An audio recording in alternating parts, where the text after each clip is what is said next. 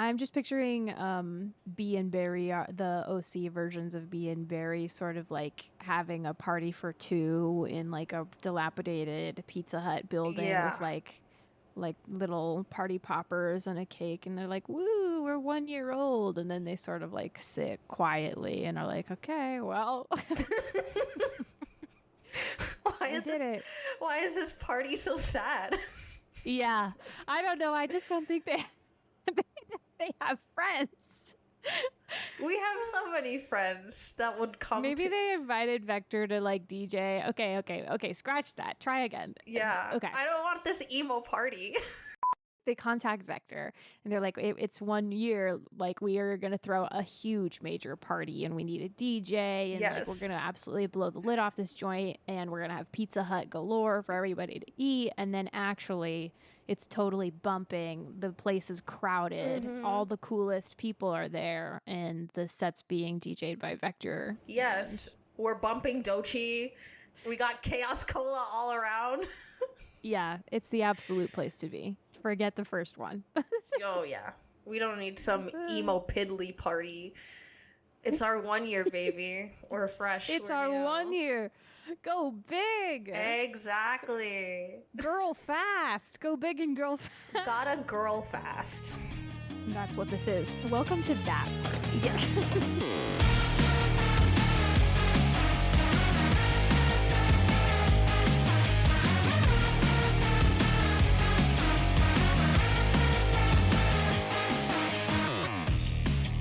Welcome to the Bee and the Berry.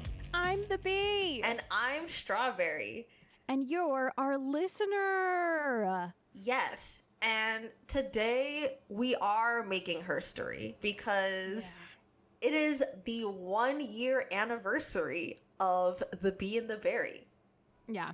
There's never been a transition like this from child pop star to adult star. There's never been. I'm really on my controversial female icon shit. JoJo Siwa out here. There's never been a project like this in the Sonic fandom space, and now we're 1 year old, and we've done it. We've changed the whole fandom. Yeah. This is our wrecking ball.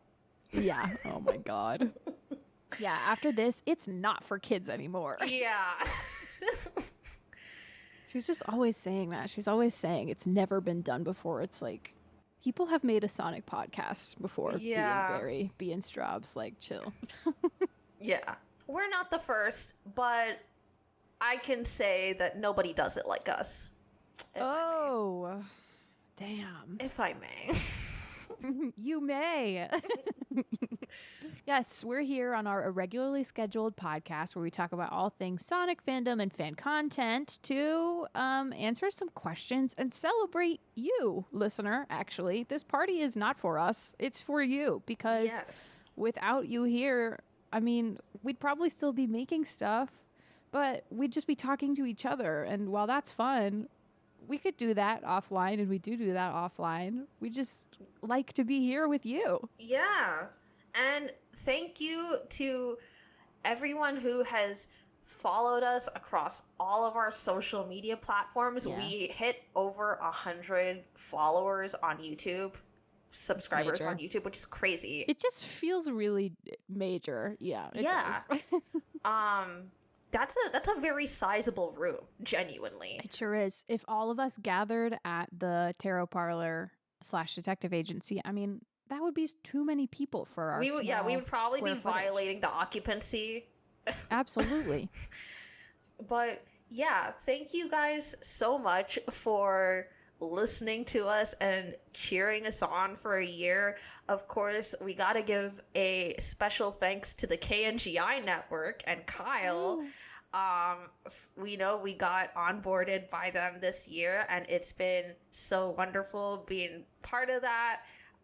Thank you to all of our guests who have agreed to come on our podcast and have their time. Yes, we have amazing guests, and the fact that they chose to spend an hour of their lives just chatting with us is so wonderful, and we are so enriched by every single conversation that we have. Yeah. Thank you to the people who made fan art. Thank you to every single person who has left a comment or asked a question. Thank you to anyone who's reposted or quote tweeted or liked any of our statuses. Thank you to each person who got a tarot commission. I just mean everybody is so generous to us with their time and their engagement, and God, it's so special. Thank you. Thank you. Thank you. Yeah, we are incredibly grateful, and it's just like, I'm so happy. I'm genuinely very happy. And I hope that you guys will stick around with us for another year or two, or however long we got this joint popping. We don't know, but there is a time limit ticking down on us. Who knows? Who knows? Yeah. I hope our yapping is enough to repay back even a small bit of the kind attention you have showered upon us. I mean, come on. How'd we get so lucky? I love it. And thank you to Stro for being the absolute best co-host and fandom friend I could have ever hoped for. No, but thank you to Bee for being the absolute powerhouse. Oh, come on. This podcast. Yes. We all know who has the real backbone here. No. Oh my gosh. You put in the work for this podcast. In the work. I honestly am. The reason why this show is so fulfilling is because I genuinely think we just clicked in all the right ways of being really good friends, but also really good, like, business partners. I know. I'm so thankful for the skills you bring to the table and all the things that you can do that I simply could never have the energy to begin to approach. It's just, I'm so thankful for it. I love you. I love you. Let's go again. Let's go another year. Everybody in the Pizza Tarot Table Detective Agency says cheers. Yes. Cheers to the Bee and the Berry. Cheers to you, listener, supporter. And while we are in the spirit of celebration, we do have a really fun announcement. This is crazy, guys, which is that we are going to Sonic Expo in Dallas this year in November. Sonic Expo. I'm excited. I've never been to Texas. I really hope it's. I really hope it's like Cowboy Carter. That's my one frame of reference for Texas. I mean, certainly, art imitates life. I will say that. I think. Wow, I'm really honored to get to be around while you experience Texas for the first time. As the resident Southern belle, Texas does feel like its own world. It's certainly Southern in ways that I recognize and identify with, but it's just, if that was also a major city and state. Yeah. No, I have a friend from Texas, and she would tell me how horses would just, like, go down the roads. I don't know. I hope I can see that. I'd love to see that. You'll see a horse. I promise you'll see a horse. Let's fucking go. I promise. And you can be mad at me if that promise doesn't come true. Okay. I mean, we'll be seeing a lot of Sonic, and hopefully we will see some of you guys at Dallas, at Sonic Expo Dallas. That is so crazy. Oh my god, sorry. The ice cream truck is, like, being really loud. Ooh. We pull up to the party, everybody. Yes, we got the ice cream truck. We got an ice cream truck here at the party. We got the ice cream truck. Little Sonic ice creams for everybody. Yeah, the little discombobulated ice. Yeah. But we hope to see some of you guys at Dallas, and before you're like, wait, well, we don't know what you look like. No, you will know what we look like. I think you will. Yeah. We are very hard to miss. Yeah. I think you'll know just by the vibe of us squirreling around. You'll be like, those feel like girly pops. Yeah. Girly pops, Sonic and Shadow. That's what you'll see. Maybe I shouldn't say this here, but I'm trying to make it happen. I'm trying to finish what was stolen by the time Expo comes around. Not published. It won't be out yet because my deadline to finish is Expo, and then I'll start publishing.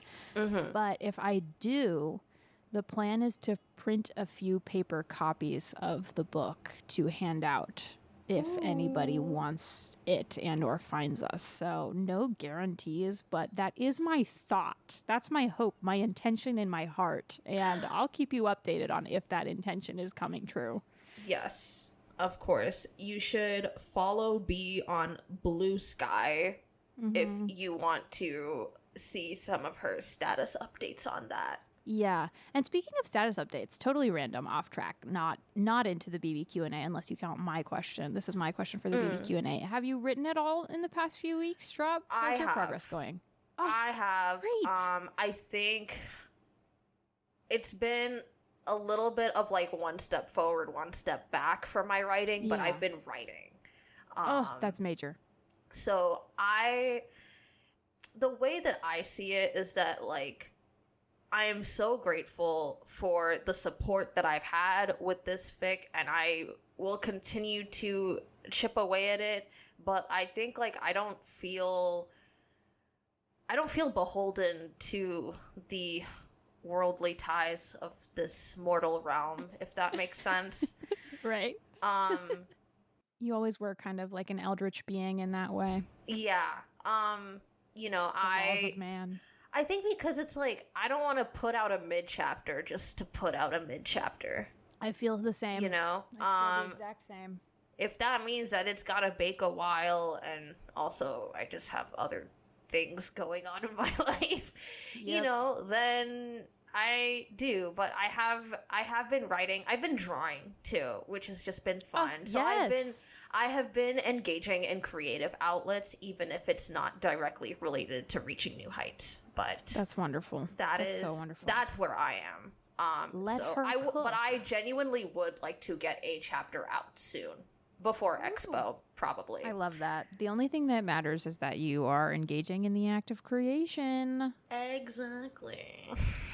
Well, speaking of questions, I'm actually so gagged because what happened is that like it unfortunately I've just been like raw dogged by work, and damn.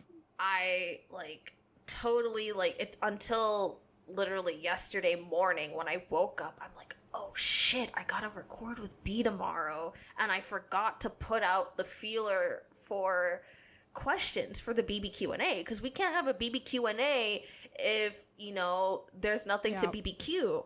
We can't A if there's no Q. Exactly. And so I'm like, oh shit. And so I just like put out a last minute feeler across all of our platforms, and you guys pulled through in 24 hours. I wasn't even expecting it because it's a Saturday and I know people have things to do, but I was just like, damn, y'all had me gagged. Like, we have so many questions. So what we are going to do is that we have some questions that we can really sink our teeth in and maybe have like a good few minute discussion on, and then we're gonna have a little lightning round. Woo. And you know, just know that we are so thankful for everyone who, you know, submitted questions for us, and maybe it's gonna get a little spicy. These all made me smile and laugh so hard. I mean, we baited the fuck out of you guys, to be fair, because we asked for ship questions. Yeah. Oh, so things are bound to get spicy, and let's hope that they do.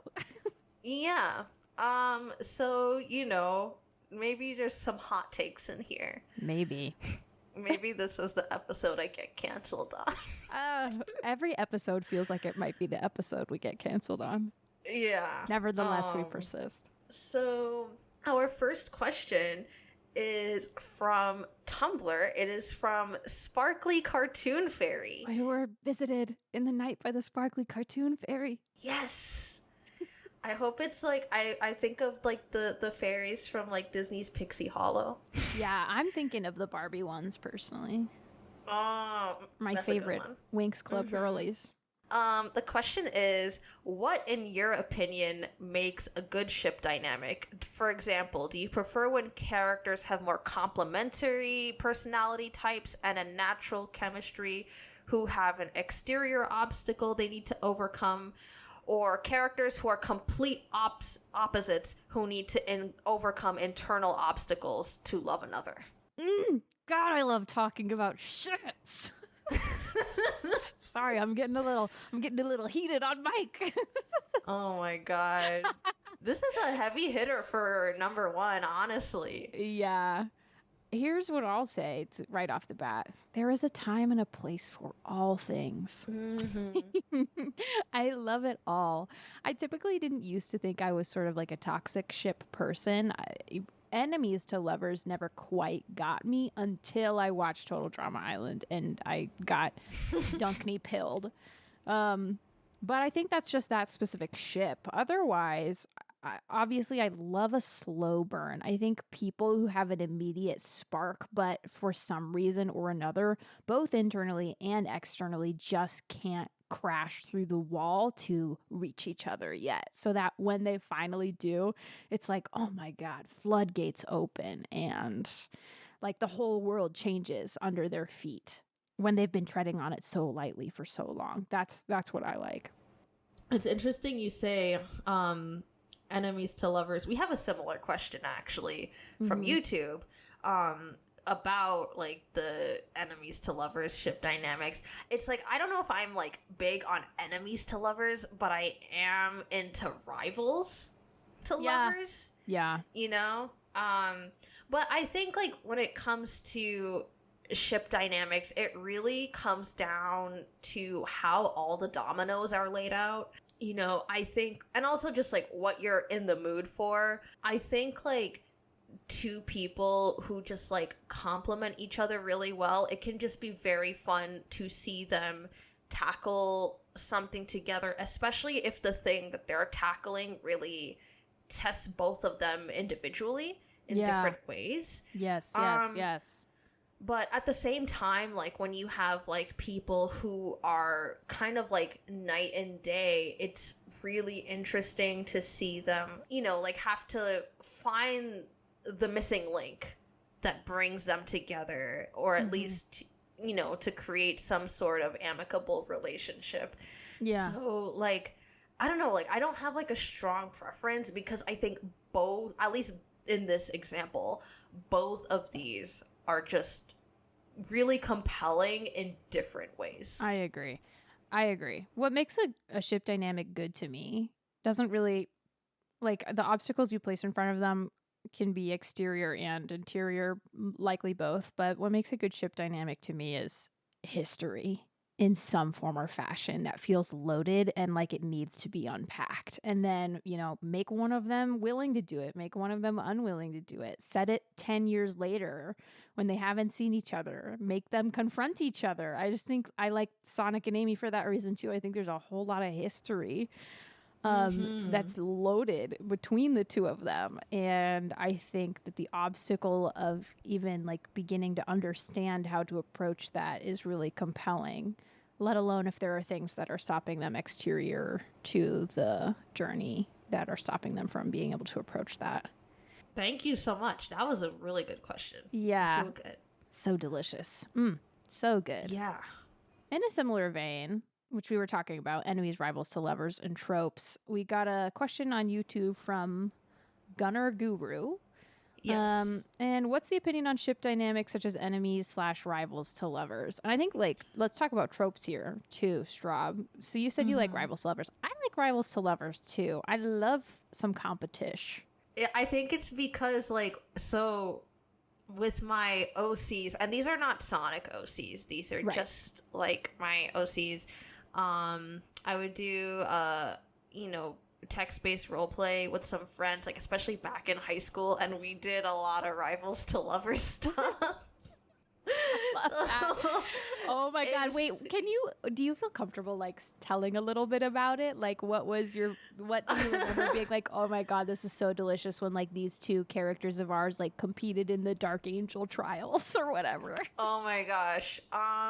We had like some hero AU stuff where it was basically like my OC, she wasn't a reporter, but she was basically just this like vigilante scientist who would go and examine monster carcasses after the heroes had like, you know, fought them. My friend's character, there was basically a rivalry between my character and then my friend's character, who was one of the heroes in question, because it's like, oh, you are interfering with my work and putting yourself in a dangerous situation. But my character's like, no, it's for science. It's for science. Yes, it's for science. That is kind of how I became really good at quippy banter, because our characters had a lot of banter between each other. Okay, wait, that's some advice right there. You want to get good at quippy banter. Do some rivals to lovers text-based roleplay. Yes, yes. Oh my god, it's so delicious. It's so fun. So honestly, I actually think more people should do text-based roleplay and like 100%. do the paragraphs. Don't go big or go home. You're so good.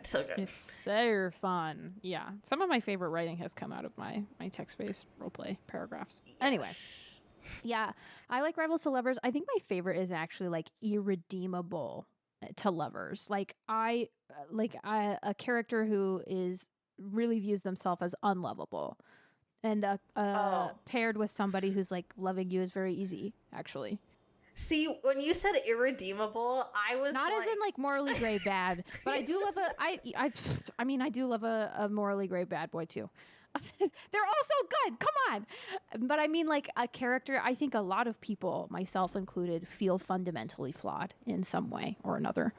And so I think when somebody can see a person as like complete and beautiful, when that other character just feels like I will never be anything other than what I am, which I view as something inherently lesser. I in terms of other tropes though, I'm not a huge friends to lovers personally.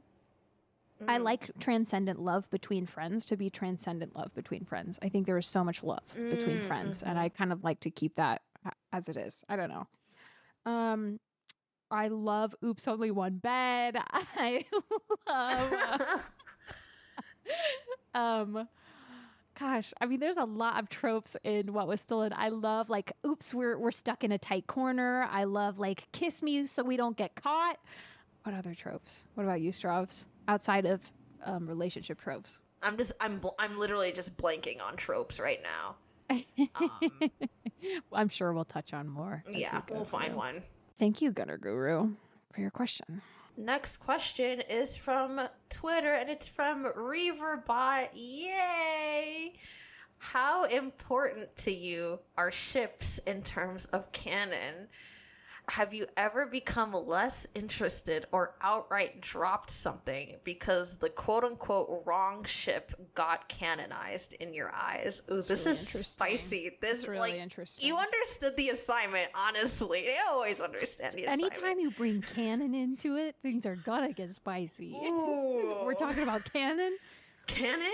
Rip my heart out. Eat it. Tear me apart. I'm the kind of person where I am just like, no, in my head it's right, therefore I will persist. You know? Like, yeah. I mean, I think it really depends on how the narrative of the canon pushes the unexpected ship, if that makes sense. But, like, I don't know. I'm also not really, like, I'm not beholden to canon. Yeah. Canon exists so that I can take what I want and leave what I don't want.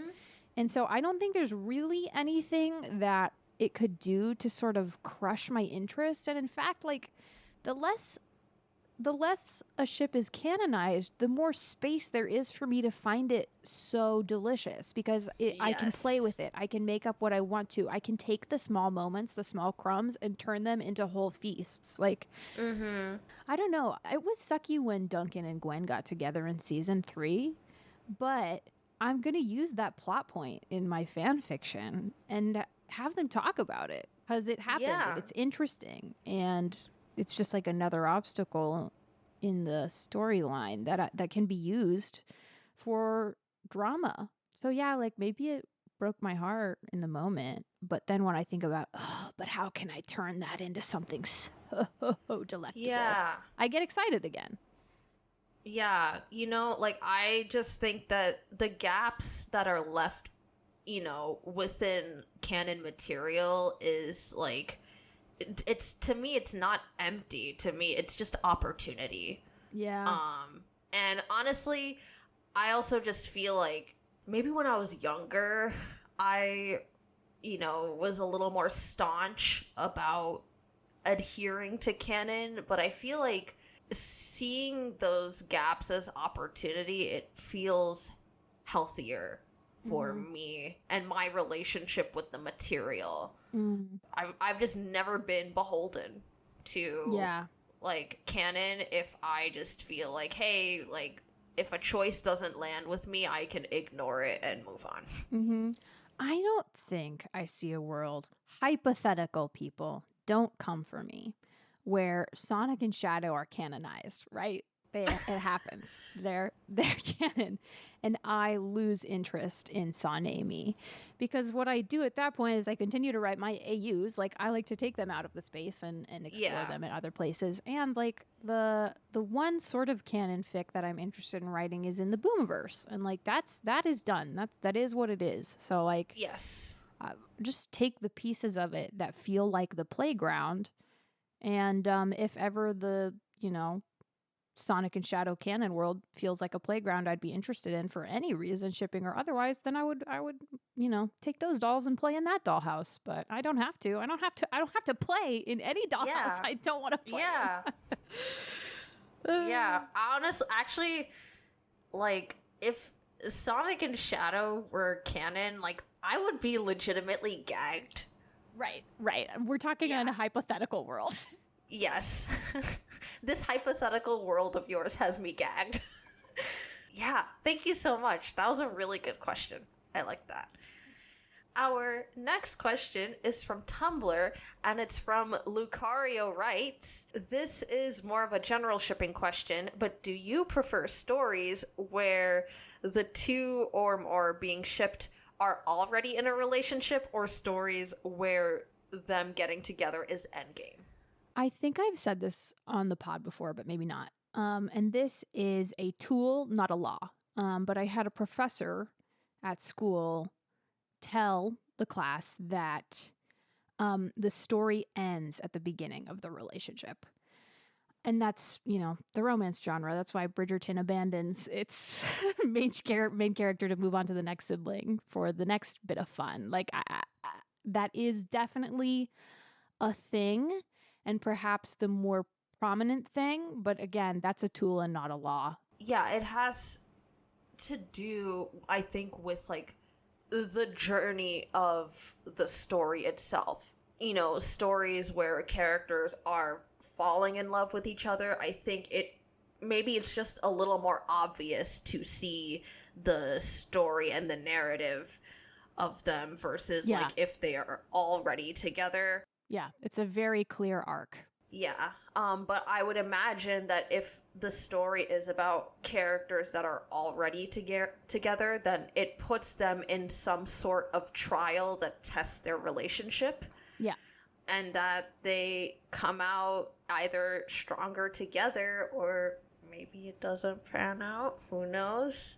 Depends how the story goes. But I do think, maybe generally speaking, I kind of prefer seeing the romance. But I think if the concept is compelling enough to see an established romantic, you know, ship go through something, if it's interesting enough, like, I would give it a shot. Totally. I think there's exceptional depth to be gleaned from a story about two people who love each other and go through something and come out on the other side different, worse, or better. But I do think maybe it takes a bit more of a skilled hand and some nuance to dive in to a relationship that has already been established. Personally, that's just me.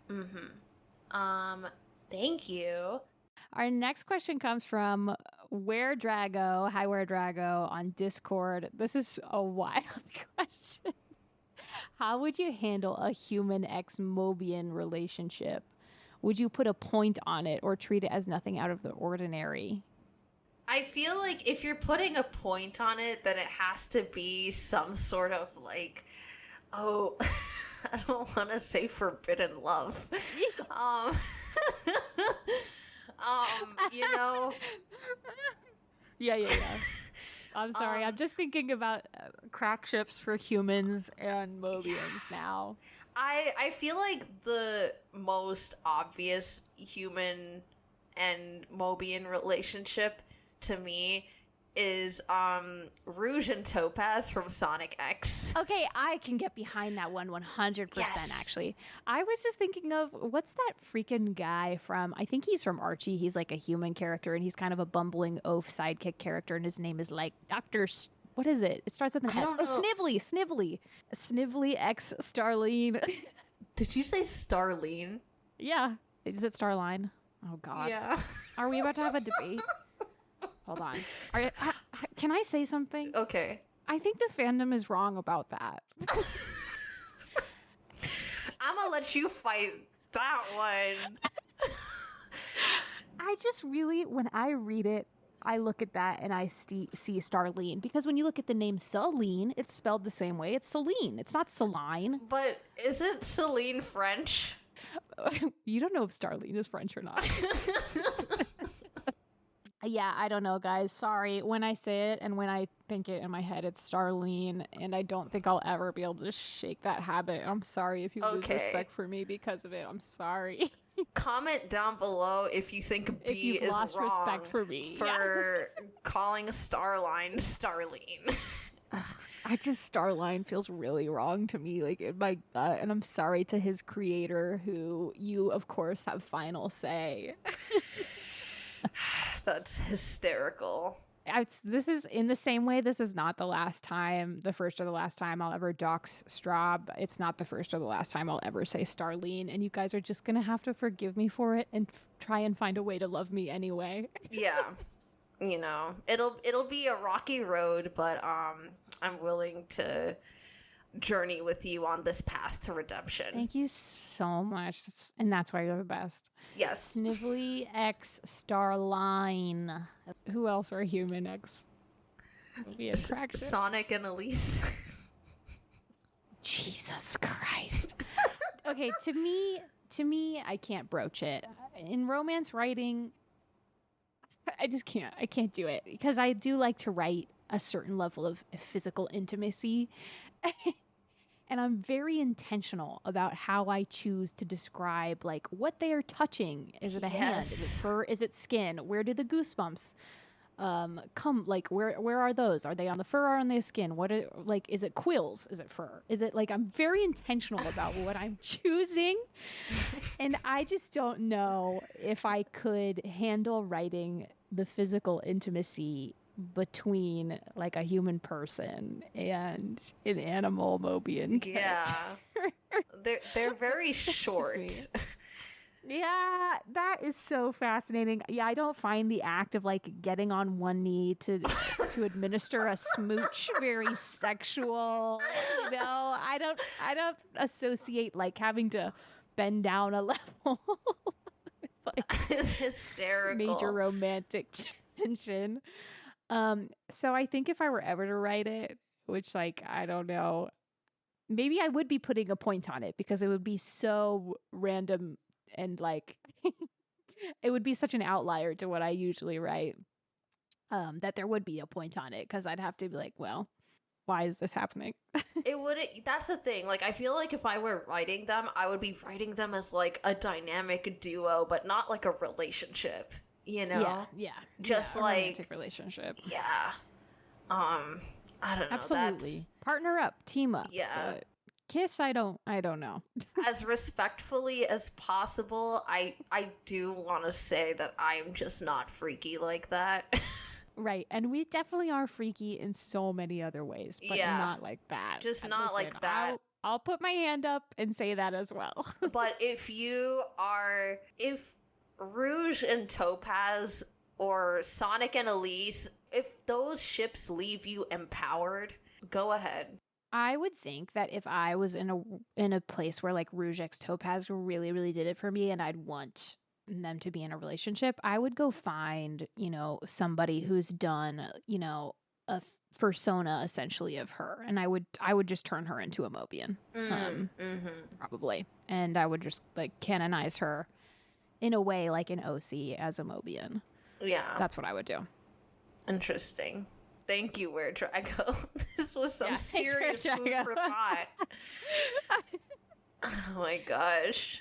Next question is also from Gunner Guru on YouTube. How do you feel about OCX canon? I feel like I come to this place for magic. I come to this place for... I come to this place to see the specific little guys kiss. I don't come to see my guys kiss those little guys personally. Yeah. But I love it. If that's your cup of tea, I mean, drink deep. Yes. I get it, like, in the sense of, like, when I was, like, in middle school and, like, I really liked Percy Jackson. Yeah. Like, I understand and I validate the self, like, at least when I think OC, I guess I will say I do think self-insert, even though that is not always the case. Yeah. But I see the appeal, and I've been there. I don't know that I'm there now. Yeah. That's where I'm at. But I also think that, like, if you are, like, if you have this story about an OC and, like, you're really diving into it and really fleshing them out and everything, and, again, making something super compelling, then, like, go for it. And, like, who knows? Like, I will never, like, exclude myself from something if it's done in an appropriate way. I honestly like OCXOC a little bit more. Yeah. Yeah. Because, like, I when I approach OCX canon, I feel like I know one of those characters inside and out already. But when I approach OCXOC, it's a true, come as you are, learn everything as the story wants me to. Follow-up question for you, Strawbz. Speaking of OCX canon, okay? If you had to ship Strawbz persona with a canon character, who would you pick? I think Strawbz and Knuckles had some dialogue. And you got wait, what did she say? Sick moves, Echidna. Yeah, nice moves, Echidna. I am screaming a little bit about it. Yeah, that was funny. I enjoyed writing that.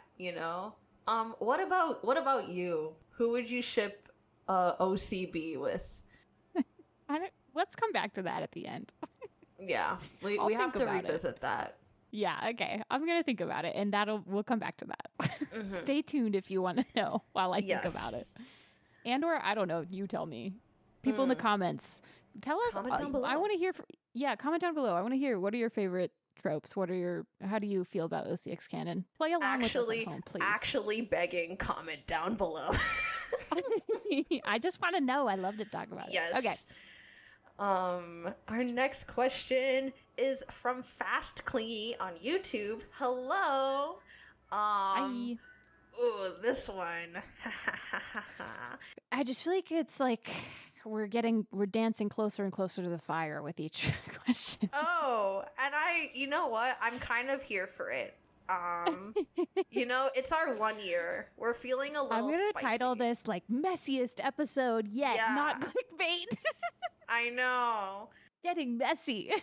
Yeah, and the reason why is because the question is, anyway, you don't like seeing Amy portrayed. You start, Strawbz. I mean, do you have thoughts on this as the person who is out of the two of us in the number 2 spot in terms of Amy shipping? I'm like so afraid to say this, genuinely. Say it. Be brave and say it. Everybody, say it. And it's not because of you. Oh my. I think that there is a trope associated with legitimately, I need to tell you, I saw this question yesterday and like I've been rehearsing in my head how to answer it. Oh my god, deliver your diplomatic speech. I know. This is where true diplomacy comes in. Yeah, like so please like don't crucify me at the stake. We don't do that here at the Bee and the We Berry. don't do Everybody signs that agreement when they start the episode. Yes. I think there is a trope associated with Amy of guy running away from girl that he doesn't like. I find it to be a turn off of like, how should I say this? Like, I think there are some moments, and of course, if I am like misremembering or misconstruing certain moments, totally okay. You know, like, it's fine. But I feel like there are a couple of moments of like Sonic being embarrassed by Amy. Mm-hmm. I don't like that. And maybe it's because for me, I think that like if a man is embarrassed to be around you, pick yourself up and throw the man away. Like, it's just like I don't like that. And so I don't really like stories that lean super hard into like, oh, like Amy's here, I gotta get away from her. Oh no. It's like, to me, like that's not cute. It just feels rude to her. I agree. And extremely sad. Yeah, it's really sad, and it's just like, yeah, like I don't really like that. That's like my big pet peeve. But I think what I want to say is that like there are people who do see Amy exclusively as that trope, and I think that that is not what the ship is. I think that they've had growth where, you know, they learn to understand each other and vibe, and he's not like excluding her or, you know, like, I think it's just like moments of like, oh, like I gotta get out of here. You know, Amy's being like this, and it's like I don't like seeing that. I just like, and because I genuinely want to say, especially if there are people listening who have not been in a relationship before, if someone treats you like that, leave them alone and move on. The way that I like to approach it, because I agree, like when I look at Amy through this lens of like a woman who loves him so much and a guy who cannot stand to be around her, it's so unfair to do that to your mascot female character. I feel like that's just so unfair. This is the way that I like to interpret them, is that like he enjoys it. Like running away from her and getting a rise out of her is part of the charm of Amy Rose. And that's why I think like in my canon fix, when they're older and they're unpacking it, I think there are some conversations to be had about like, you know, it was fun. It was fun to chase each other. But actually I do think that it's unfair for one person more than the other. Like the way our dynamic happened. And I did everything to keep up, and I was never ever going to, but I tried every day. And not that I wanted you to slow down, but like, God, it would have been nice to see each other. Yeah. It's complex. That's why I love it. It's so complex. I think in that way, it's like, okay, like to take the time to examine and to have the characters like I guess, kind of be past it a little bit. Mm-hmm. That, like, makes sense. But I just would not enjoy reading something that has them kind of actively in, like, the chase dynamic in a way that just kind of feels it feels unfair to both Sonic and Amy, but it feels more unfair to Amy. Yeah. And so, like, you know, again, like, whatever I say is, like, just ignore what I say if, like, it doesn't resonate with you. If you're getting so mad at us right now, skip ahead a little bit. If you're getting so mad. Yeah, like, please, like, you know, I am no authority. We are no authority. None of us are an authority. We are not authorities, so, like, we're just fans and interpreters. Yep. Yes. I also think, like, I feel comfortable in myself to share this in this space. Yeah. I think for me, I don't like seeing Son Amy portrayed as very black and white. I think every relationship is infinitely complex, and that's what makes them interesting. And I think if there's no room for complexity in the journeys they've taken together, then I'm not really interested. Mm-hmm. And I don't like seeing Amy written poorly. I guess I'll just say that. I don't like it. Yeah. And by that, like, I mean Yandere just like, Amy. Yes, I don't like that at all. Yeah. Not my favorite. Yeah. And again, if you like those tropes, go ahead. Like, don't let us yuck your yum. But if you had to ask us.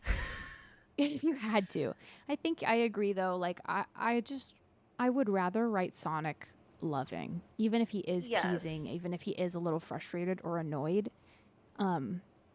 I just would never want to put a female character in a relationship with somebody that doesn't think the world of them. Yes. Okay. Oh my gosh. This next question is kind of random, but it came from our favorite president, favorite president, George Washington, all the way from the battlefield, on Tumblr. Thank you, George. Hi, George. I hope you are well. So this is for you, Bee. What inspired the fantasy world of What Was Stolen? You know, I will bring it back to tropes. Because actually there's an infinite relational and ship tropes in the fantasy world, and I think that's what it is. I mean, Princess Thief is one of my absolute favorites, and also Princess Knight and Knight Thief and like Peasant Thief. I don't know. There's just so many archetypes that you can pair together that are so interesting just in terms of hierarchy and power dynamics and positioning, the ability to move about in the world. Weren't you inspired by Robin Hood?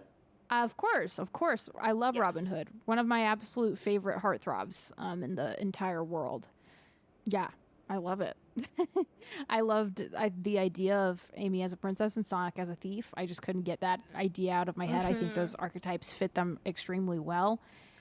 Yeah, and then I just love the character archetypes. I love a knight. I love a righteous fight. I love a war. I love like a woman changing the world. Yes. But I don't know. I just really see Sonic and Amy as princess and thief. I just do. Mm-hmm. No, I think, like, the roles that you have all the characters in, like, they just make total sense. Thank you, George. We appreciate you. Thank you, George. Yeah. So this one is from Anonymous on Tumblr. Hi, Anonymous. Hi. We see you. We see you. Hello, not shipping, but still love advice related. Did you guys meet your partners before or after you discovered your love for Sonic, and what was their reaction? This is really a fun question. Because you've known your husband for a very long time. I have. I definitely fell in love with Sonic first.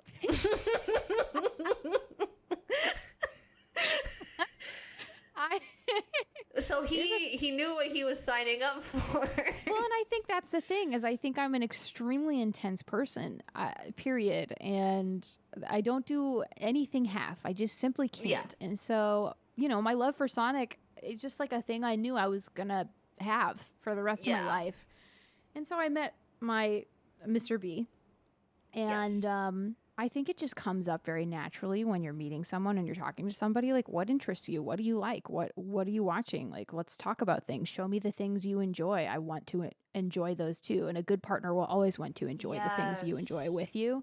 So it's like, oh, I'm talking about things I love, things that really shaped me. We're going to talk about Sonic the Hedgehog. And so I think he knew I really liked Sonic the Hedgehog. And then after we were dating in a few months, it's like, okay, but I really like Sonic the Hedgehog. And you need to know this because I'm going to be sitting around, in the evening while you're playing your games. And I'm going to be typing. I'm going to be writing fan fiction. And you also should know, like, at that time, I definitely had maybe 300 to 500 followers on Tumblr as well. Like, you should know that I do this because I love it, but I also do this because people desire it. Like, there's an audience that I interact with. And so this is a social part of my life that you should know, because it is a social part of my life. And again, you should know all this so that you can make an informed choice about if you like me or not. And he did. Because I think it's a delightful part of me, and I think it's probably a delightful part of you, Anonymous. So I wouldn't be afraid. I wouldn't be afraid at all. I think, and the right person will like accept you, for your. I think like I was like thinking about this when I read this question last night, and I was just like, man, like I could never date someone who doesn't play video games. Right. But like I think like, because the thing is, I met my boyfriend in college, and we started dating like the last year, but like it was after that. So what happened was we had just graduated, and he was doing a program to basically be abroad in Spain. And so during that time we were, long distance for a year, where literally like different time zones and stuff. And it was during that time that I kind of like, I got a Switch, and like I ended up like, I was looking for games and I saw Frontiers on sale for like $40, and I just picked it up and I started getting immersed. And I mean, at first I think I was a little reluctant to share too much about it, but like I think, I don't know, like now like we're so like chill. Of course, like you have to do things, that are true to yourself. And again, the right person is going to love and encourage you to pursue your passions in a way that make you feel good. And a way that brings you joy. And like, I just think that it's about like having someone who supports you in like the biggest way possible. Yeah, you guys should want to share your joys with each other for sure. But I get that it can be scary. I totally get. Yeah. Thank you for that question. Thank you, Anonymous. That was a very cool question. Yes. And with that, it's lightning round. Yes, we have our lightning round questions. Yes, we're gonna blow through these, but this lightning round features questions from Fernanda the Storyteller, Where Drago, Lucario Writes, a couple anonymous people, Melodillo, Dove, Valk 2003, Fast Clingy, M Axel Z, and I think that's everybody. So thank you guys for these. We've looped all these together because these are Sonic character specific. If you want to hear our questions about a hyper specific ship, here it comes. Yes. First one, if you could pick one ship to become a canon ship, which would it be, and why is it Vectilla? I think that's a good one. I think that's totally a good one. Okay, if your man doesn't look at you like Vector looks at Vanilla, get him out of here. I think that's like one that is safe, That's not going to blow up the world. No, and we can all gather behind the power of Vectilla. I think you're right. Yeah. No, I feel like Vectilla is canon. I think there was like a too. panel in IDW or something where, they're very much like, in love, feeling each other. So yes, Vectilla, if I had to choose one ship to become canon, it would be Vectilla. Because Really? I think like 90% of people in the fandom ship it, and also like what's not to love about it? Yeah. That feels safe to me. Okay, if you had to pick a ship that wasn't Vectilla, Strawbz. Do you have one? I think I would canonize Sylvays. I think they also feel kind of safe, and I do like them. I feel like their intimacy is close enough, and I do think it would make some waves, but I think that's what I would pick. Yeah, I think and don't come at me for not saying Sonami. I would rather have my playground wide open, personally. Yes. Yeah. No, I think I have to agree with Sylvays. Oh, you know what else I would do? I would do Whisper and Tangle. For sure. Yes. Yeah. 100%. Yes. There we go. Love that. All right. Yeah. Next question. What is the biggest ship you've used in a story?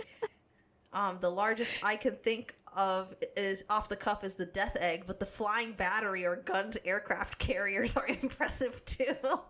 Oh man, I mean, do you have a ship in the story? Does that count? The tornado? Does the tornado count as a ship? For right now, the tornado is the biggest one. If there's, if another one comes up and reaching new heights, I think I've used a boat in a Sonic story, but Courtney is delivered back to the island for the Total Drama reunion via boat in the same way that she arrived. They all arrived. So that's a boat.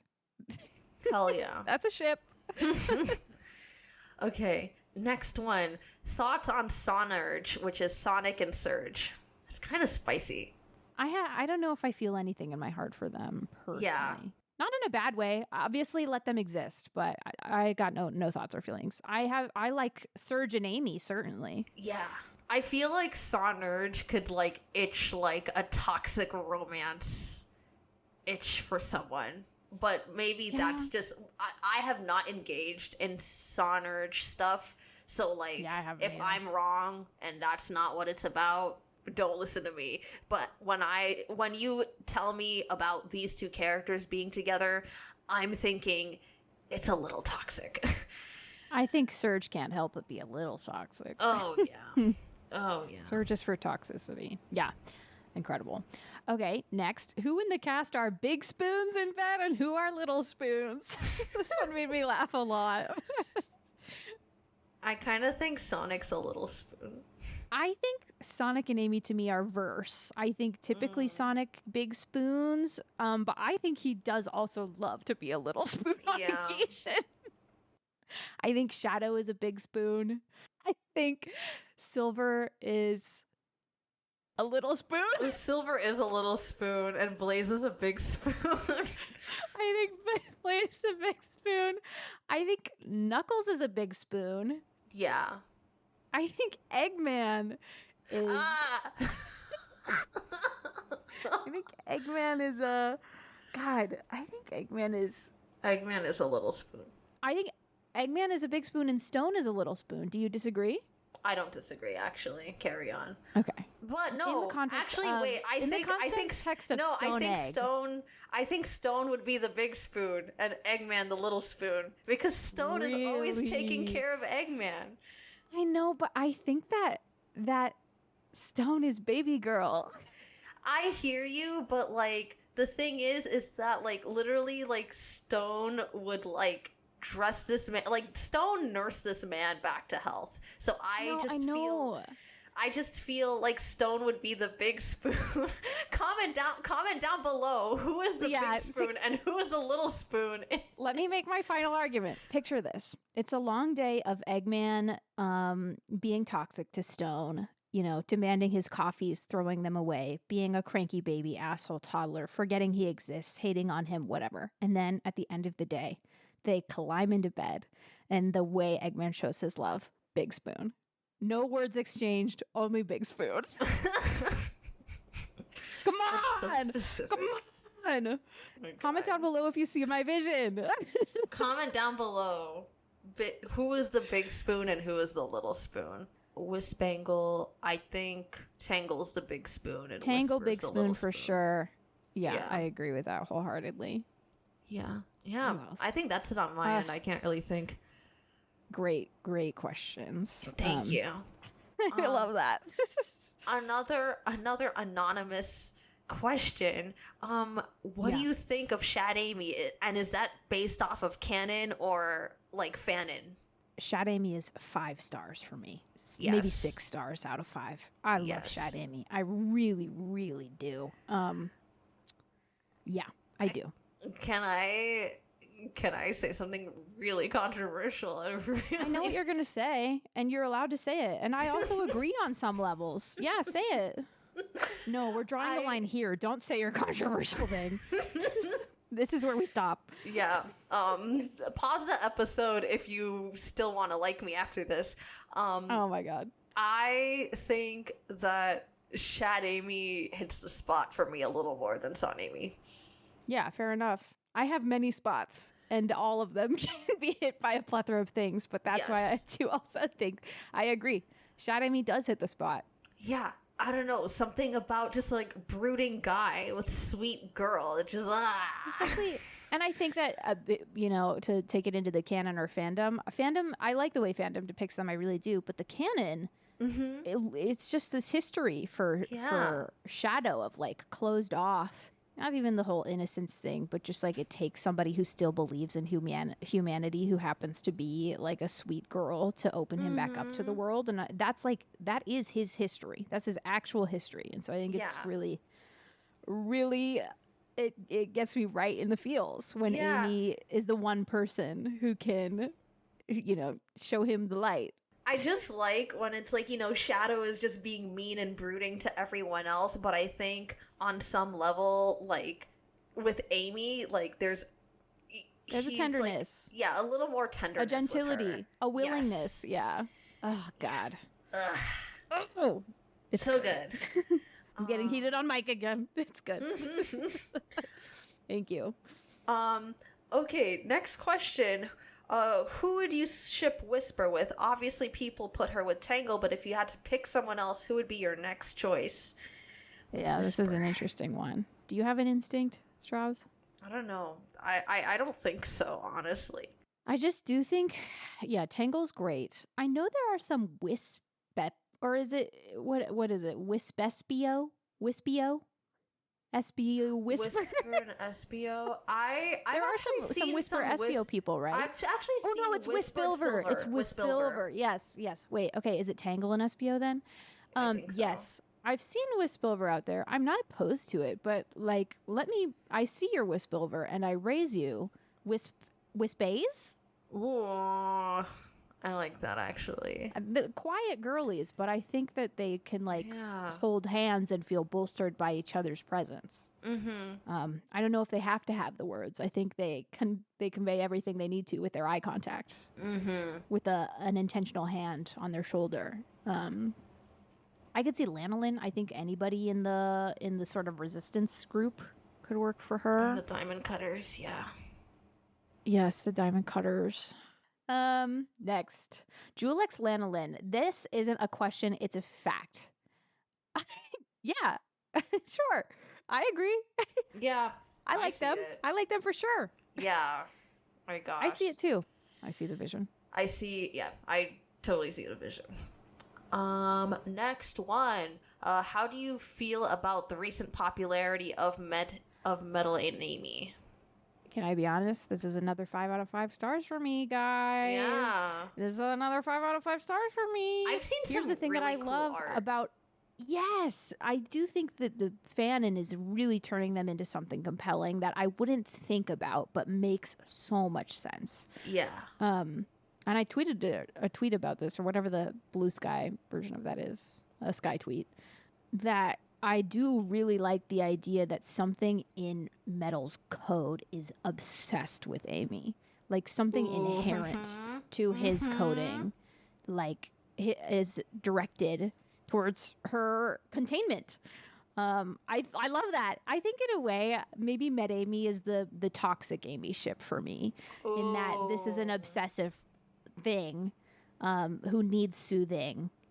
Yes. But I do like it. I do like it a lot. Yeah. All right. Next question. Favorite Sonic ship besides Son Amy? Shad Amy. Yeah. Son Amy Shad a little bit. Vectilla. For me, it honestly might be a throuple, guys. And I like it. I love that, honestly. Okay, thank you. Thank you for supporting me. I support you. Sorry. I love a little Son Amy Shad. Yeah, I don't know. Vectilla really hits the spot for me. It's so cute. Also, like, shout out to S. Spilver. Like, I see the vision. It's hard. It's hard to be in a small army. You really have to pull your weight. You're doing the Lord's work. Yeah. What would you both say are your favorite relationships across any media, Sonic included? Girls, you already know what I'm gonna say. Say it with me, girls. Dunk thee. It's actually the first ship in so long that has gotten me to write something that is not Sonic the Hedgehog. Aw. Oh, growing up, I loved Mike and Julie from oh my God, what's it called? Motor City. They were super cool. And I also loved Kitty X Lance from Sonic Evolution. Jesus Christ, X-Men Evolution. They were toxic. I did like them. He was a bad guy. Oh, Big Miraculous Head. Love all the iterations of, That is so interesting. I didn't know you watched Miraculous. Really? Yeah, I didn't know this about you. It. That's crazy. Yeah, absolutely. A miraculous girly. Oh my God. That show really just, I remember when the pilot came out. And so I think, there is always, a part of me that longs for the pilot version of things. Yeah. This is so obscure. There's this anime that I watched called Princess Tutu. I have seen that. I've seen a few episodes of that. You've seen Princess Tutu? I haven't watched all of it, but yes, I have seen a handful of the first episodes. Yeah, so I do like Ahiru and Fakir. I don't know. Those two kind of just hit the spot for me. Percy Jackson and Annabeth, classic. I can't forget Musa and Riven, yet another terrible guy. I think I like more toxicity than I thought I did. Wait, okay, but can we make space for Zutara? Yeah, of course we can make space on the pod for Zutara. Okay, that tracks. That tracks for you for sure. Yes. Yeah, no, there's a pattern. I don't know. I'm sure there's definitely more ships that I love, but I just haven't engaged with in a hot minute. Oh, and in Deltarune, I really love Susie and Noelle. They are endgame for me. Please. Oh my gosh. Bee hasn't played Deltarune, so comment down below if you think Bee should play Deltarune. So sorry, that was pretty long in our lightning round. I know. It's so fun to talk about though. Great question. Your favorite Sonic crack ship? I don't think I have any crack ships, really. I have a really good one. Please say it. Black Doom and Gerald. How? I mean, they did make Shadow. I have to send you this. This is what did it for me. If you want to put it on the screen at some point. Okay, I will. I don't know what's about to come my way. She sends me the craziest things, guys. I do. Oh my God. Oh my God. I am going to flash it on the screen, but be warned. This is a meme I've seen before, though. Yes, it's a meme. My God. But it's so funny. Jesus Christ. I don't know if it counts as crack ship, but I like Manic out in the world. I don't have anybody I ship him with specifically, but I do think he's a highly romanceable NPC. I don't know who I would romance him with, but I like putting him out in the world. Sonic and Chili Dog's another good one. Who do I ride for? I don't know. I'm boring and heterosexual, guys. I'm so sorry. I'm so sorry. It's the worst thing about me. I know that. Crack ship, I feel like Eggman and Starline. Oh my god. For me, it's not like a really serious thing for me, but I can see a dynamic. I can see a dynamic there. Maybe it doesn't count as a crack ship. Sorry to people who ship Eggman and Starline. I want like Starline and Espio. Huh? Yeah, don't ask. Don't talk to me. Don't talk to me. Talk to me, okay? I've just never heard that before. I'll take your word for don't it. talk to me. Oh my god. But wow. Yeah. We've made it through. We've made it through. Tell us your crack ships. Tell us your favorite ships. Tell us what opinions we were super wrong about, and tell us which ones we were super right about. I hope you had fun. This episode was fun for me. It was fun for me. I had a blast. I think long awaited. You know, I promised it would come, and here's the thought. I think I would ship Bee with potentially Metal Sonic. I could see. And of course, Knuckles. That's right. It's a love triangle. Damn. Just kidding. Just kidding. That's so funny. Or not. or Bee and Vector. Oh God. If she's going for anybody in the agency, it's Espio for sure. That's so funny. I think Bee and Espio would vibe. Yeah, absolutely. Okay. Yeah, I see that vision. Yeah. Beespio. Beespio. Espib. Metal Bee. What is it? What are we? Bee Strawbz. Nuck Strawberry. Oh my god. Okay. We've lost it. Yeah, we've lost the plot. Yeah, I think it does have to be Nuck Strawbee. Yes. Love it. That's hysterical. It's ridiculous. I mean, if anyone wants to add to the Bee and the Berry lore, by all means, tell us. We'll let the people decide. You vote. You vote what your favorite is. Leave it to the people. Yes. And because we trust them and we love them and we want to thank them so much for being here. Let's bring it back around. Yes, to our 1 year with you. 1 year because of you. Thank you. Thank you so much. Yes. Don't forget to like and subscribe and comment down below. Follow us on our different social media platforms. We're on Twitter, Tumblr, Blue Sky, Instagram, and TikTok. And here's to another year and many more. And we hope that you'll stick around and listen in as we have some exciting stuff for you planned. Yes, we've got so many great things to come and so many great things behind us. And we're super, super thankful for you guys. And of course, as we say at the end of every episode of The Bee and the Berry. But especially on this episode. Yes. It may not be canon, but it is correct. Ciao, Bellas. Ciao, girls. Ciao, ciao, ciao.